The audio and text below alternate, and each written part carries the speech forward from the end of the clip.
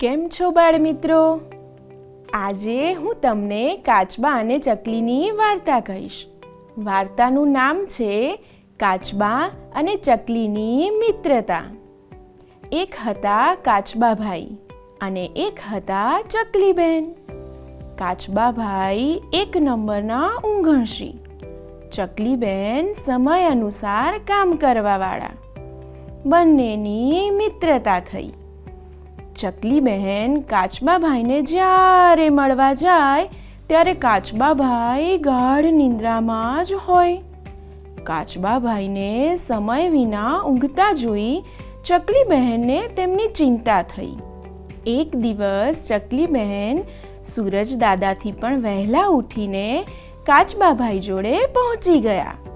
કુકડાભાઈનો અવાજ સાંભળતા જ ચકલીબહેન બોલ્યા, કુકડાભાઈનું કુકડે કૂક, ઉઠો રે ભાઈ ઉઠો.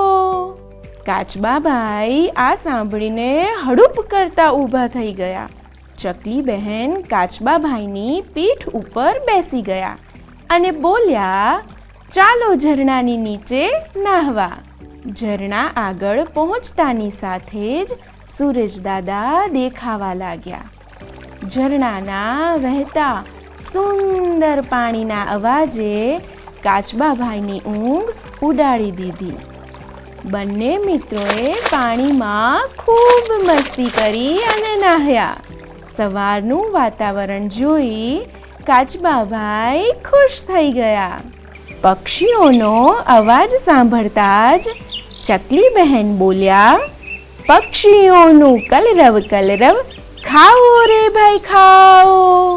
બંને મિત્રો વહેલા ઉઠી ગયા હતા, તેથી તેમને ખૂબ ભૂખ લાગી હતી.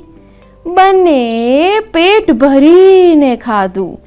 સસલાભાઈને જોતા જ ચકલીબહેન બોલ્યા, સસલાભાઈનું કૂદાકૂદ, રમો રે ભાઈ રમો. કાચબાભાઈ, ચકલીબહેન અને સસલાભાઈ સાથે ખૂબ રમ્યા અને આનંદ કર્યો. આખો દિવસ ચકલીબહેનના કહેવા પ્રમાણે કાચબાભાઈએ કર્યું. કાચબાભાઈને થયું, ખરેખર ઊંઘણશી બનીને ઊંઘ્યા રહેવાને બદલે સમય અનુસાર કામ કરવાનો આનંદ અનેરો છે.